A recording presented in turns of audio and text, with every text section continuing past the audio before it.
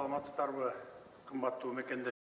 Учурда бир болдун бир четин кармап турган учуру. А бирок көп жылдардан бери кызматын сактап, өлкөдөгү көйгөйлөрдү өтө жакшы билет делген Сулайманов орчундуу маселени чечпесе да, аны көтөрүп чыккан жагынан коомчулук жүрөктүү депутат деп билишет. Нуржамал Баргыбаева, Темирлан Эрнес уулу.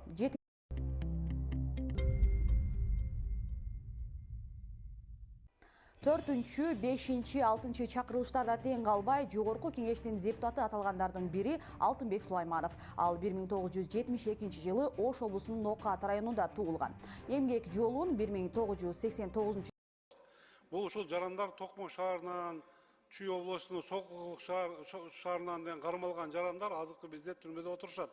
Ошолор атайын деген аппаратураларды алып келип, симбокстарды алып келип, ошолор орнотуп, сиздердин атыңыздардан кандайдыр шулуун аракеттер жасап, элдерден акча алуу максатында чыгарып, мындай алдамчылык менен шулуунган жарандарды кармап, азыр биздин жарандар кайрылса, ошого карата териштирилип жообун берилет ал боюнчачы. Эмне себептен бүгүнкү күнү мындай жол салынбай туруп эртең кайра салына баштады? Бул эми ар кандай объективдүү причиналар бар. Алар боюнча ошол жетекчи жооп берет өздөрү. Элдерге түшүндүрүү. Салынат деп салбай койсочу. Ал үчүн дагы өзү түшүндүрмө берет. Эмне боюнча совсем башка бул жерде. Бул деле ошол да. Жалган маалымат, анан жалган ошол да. Жалган маалымат, анан сарда. А эмнеге бул мыйзам мындай талап болуп атат да? Урматтуу Жаныбек Султанович, азыркы деген керек, азыркы кезге, азыркы мезгилде ушул мыйзам. Нурбек Такабаевич, чындыгында бул мыйзам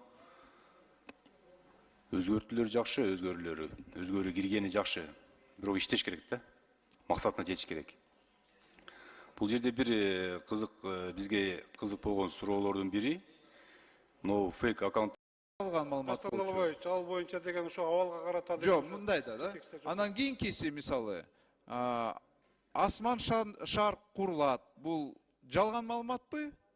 Мүмкүн бүгүн жалган катары көрүнөт. А бирок 30 жылдан кийин мүмкүн бул чындык болуп калат. Тартипке чакыруу максатында кээ бирки ошондой такталбаган маалыматтар, жалган маалыматтар, эски маалыматтарды азыр алып чыгып жаңы кылып көргөзгөндөр бул өлкөнүн туруксуздугуна дагы алып келүүгө багытталып атат да. Ушу биздин жарандардын укугун коргоо максатында ошо жалган маалыматтарды, фейк маалыматтарды таратса,